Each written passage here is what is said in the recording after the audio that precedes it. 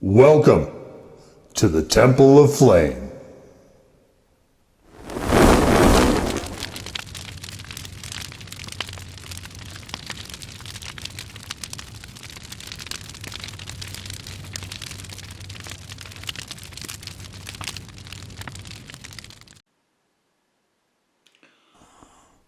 On today, Fake Black Lights, we take a look at this.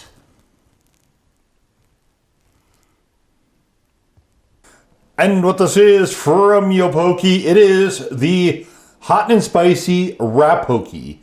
What is Rabokki? Well, Rabokki is ramen plus tteokbokki. And I have done one from Samyang that also had a similar motif where it had the tteokbokki, which are the thicker sort of cylindrical chunks of rice cake, and glass noodles, and that was kind of how they sort of skirted the different cooking times of these two things. And this one looks like actual ramen, so I'm not sure how this is going to go exactly. Let's see what we have here as far as probably, I don't know what we actually have as far as heat here. We have a lot of stuff. We have curry powder, which may have some heat. Just looking here. Green tea flavored oil. We have red pepper sauce. Red pepper again.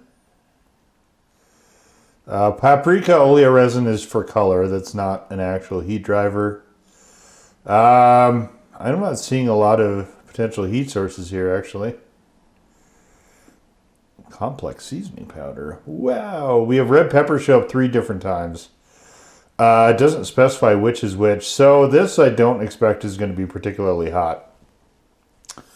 There's the rice cake, which is the tteokbokki, and there's the ramen. So they have very dissimilar cooking times. So I'm really interested to see how this is going to go. So we don't need the plastic there. Might need to use this lid. I might need to keep this. So let's see here. Okay, let's see what we have. So these are thinner noodles. And I was afraid they put the sticker right over the instructions here. Do not use deoxidizer. Yeah, I won't do that. Okay, let's see. Rice cake, ramen, seasoning powder into a cup. That's this cup. Fill water to the mark line. Close the lid.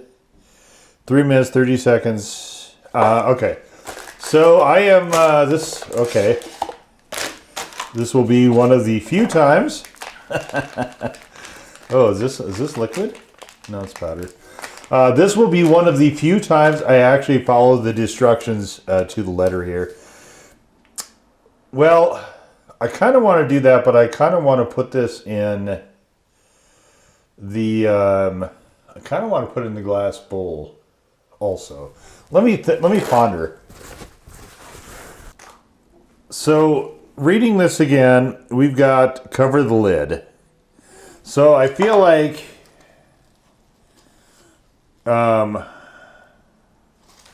we need to put the lid back on. This doesn't look vented though. Does steam vent this? I don't want a boiled over mess in my in the old microwave either. Okay, well we'll just do it this way. So here's the tteokbokki, of course. This cooks very rapidly, and there's desiccant actually in the bag. That's a nice touch. I like that. All right, so there's that first. Where's the fill line? Whoa, fill line! Look at that. It's all. Can I get a picture of it here? It is. I don't know if you can see it or not. It is about where the top of this noodle right here is. I don't know if you can It's really difficult to see like here. It's very, very slight. I don't know if the camera's picking it up or not. So we'll throw in our ramen. Like yay. We'll just do it the same way.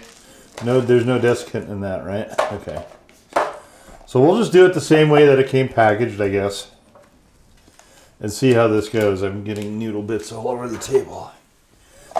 First, though, I think I'm gonna have to try this. I gotta try all these raw.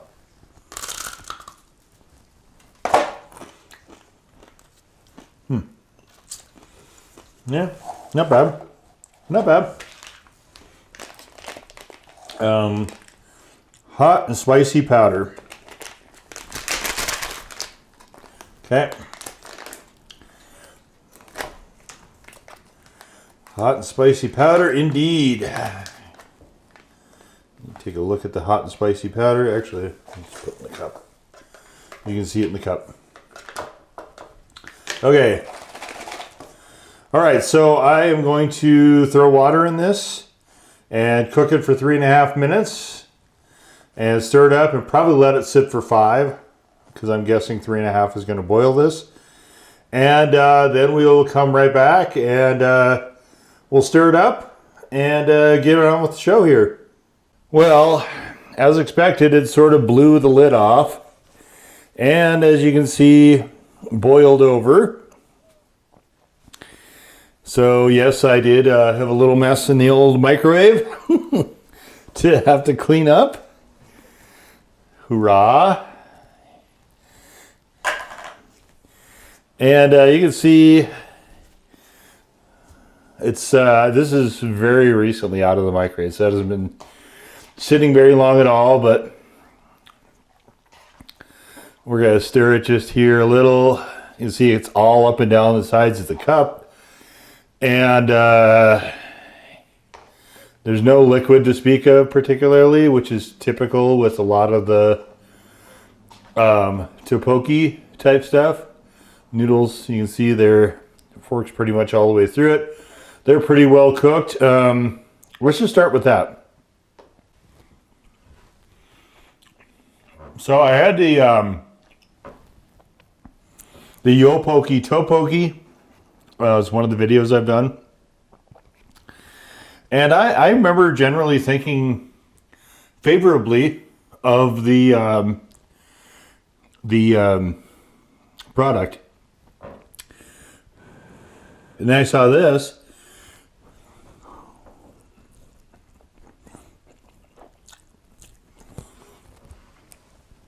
I still don't understand the point.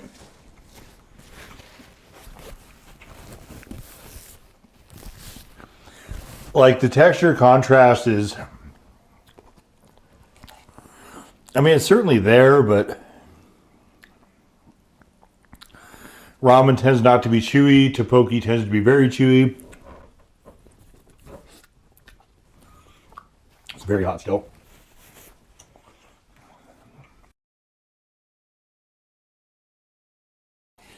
It's the one issue I kind of have with this, because if it sits too long, it's going to absorb a bunch of stuff and then start to get mushy.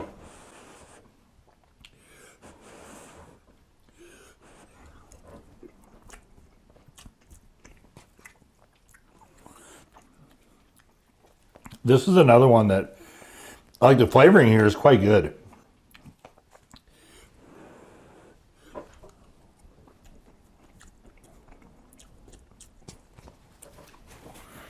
I like the ramen here better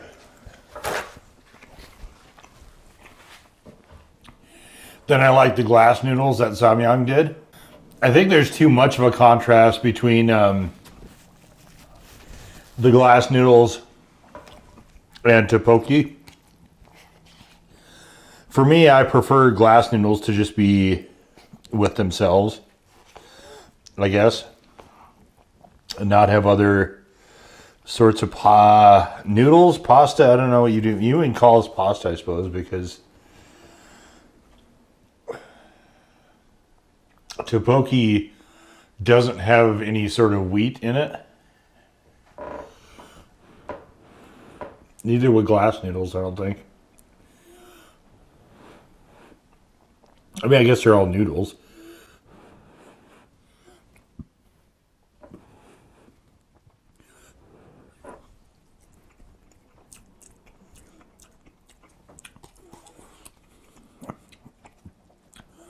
Heat here is pretty moderate. When most things are calling themselves hot and spicy, that's why I don't do a lot of them on this channel or on this series. Just because you expect a lower heat level, not a chili head satisfying one. Flavor wise, it's excellent.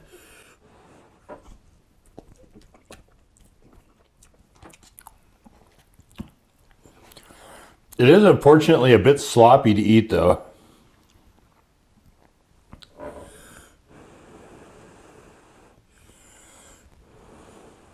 Probably because I'm trying to eat it at this temperature. But I wanted to have it closer to what they intended rather than just mush.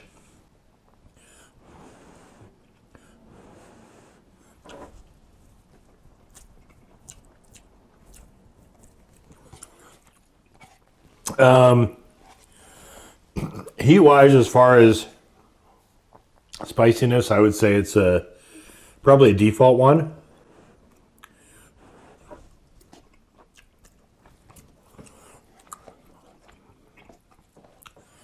I mean, there's certainly some there, but it's not going to be challenging, I don't think, to too many people.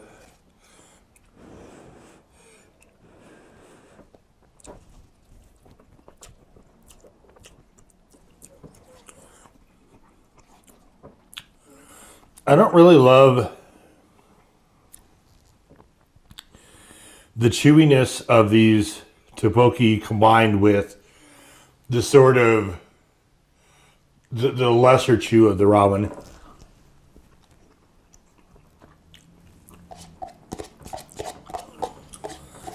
I think it works better.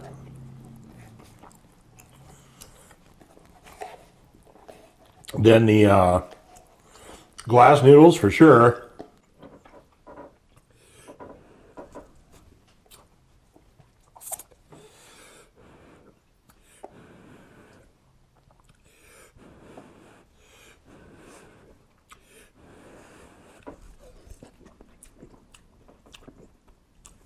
This is not it's not a insulated cup.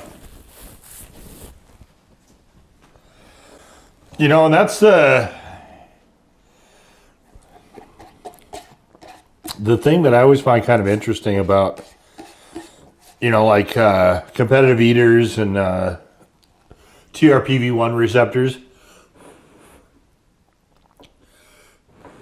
You can condition them a lot more for spicy food.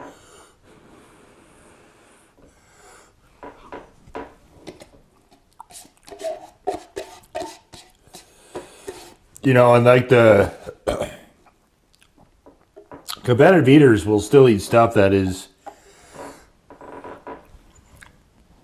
hotter than you might ever consider having, you know, in your normal life. Because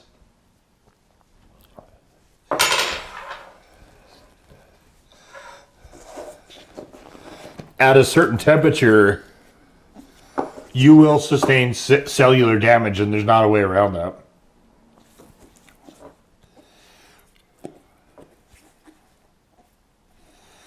But it's just, it always kind of trips me out a little bit. I think you can increase that.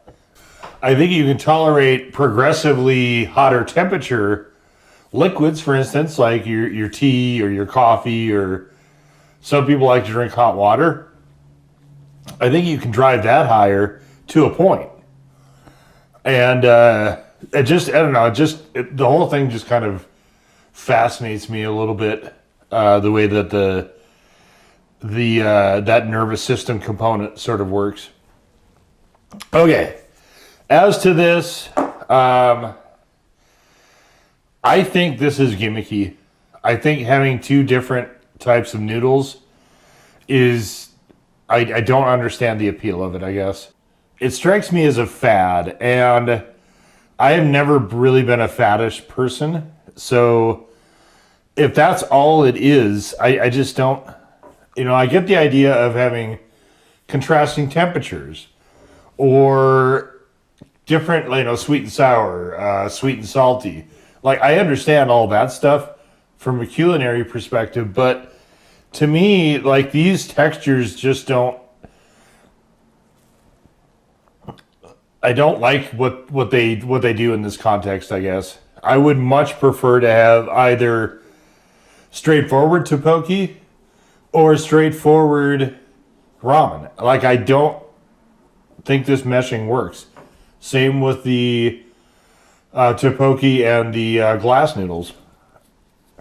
Like, it just screams gimmick at me, and like, sometimes gimmicks can be okay, but sometimes they're just kind of pointless. This strikes me as the latter of those two. But flavor-wise, excellent. I can't fault this from a flavor perspective at all. It was quite enjoyable. I remember the other one also having a flavor that I found pretty nice. As far as heat, like I said, it's only a default one. The other thing that sort of points this as a fad to me is that this thing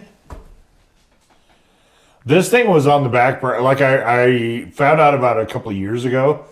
I put it on the back burner for a really, really long time because it tends to be way more expensive than just a bowl of, like, either ramen or tteokbokki. And to me, it's like, okay, so they're just trying to, it's a fad at that point, right? That it's just marketing. It's just like the Dubai thing. The Dubai chocolate thing, for a while, it was like $30 for a bar because it was a fad. It was trendy. Well, now it's not. As I film this, it's no longer really a thing anymore. And I saw a bar for like $6.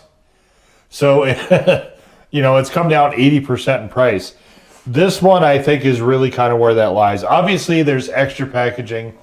There's extra crap they have to do to get this to market, right? They have to put in the tteokbokki with the desiccant and shrink that, put that in the bottom, then shrink whatever the ramen noodles are, put that in there, and then throw in the seasoning packet. There's obviously more packaging, but this is probably twice as expensive as getting just either of the other things. Possibly even more than that, depending on where you locate it. And it is somewhat difficult to find as well. So I don't know. Maybe it was a thing, like other countries have different fads, and this wasn't, combining those two noodle styles together was never a thing in America as far as I know. But maybe it was in South Korea or whatever, and it just kind of drifted over into segments here. I have no idea. But this is not I don't know that I'm going to have another. I mean, if Samyang does it, yes, I probably will, just because I've done so many of their other products. But outside of that, like another brand, I don't know. I definitely, it'll be backburnered if I do see something like that again. So, flavor-wise, quite good. Heat was very, very minimal, and again, to me, this just seems kind of a faddish, gimmicky thing, and we'll leave it right there. So that was the Yopokki hot and spicy Rabokki. Right? Right. Now go forth in peace to serve the flame.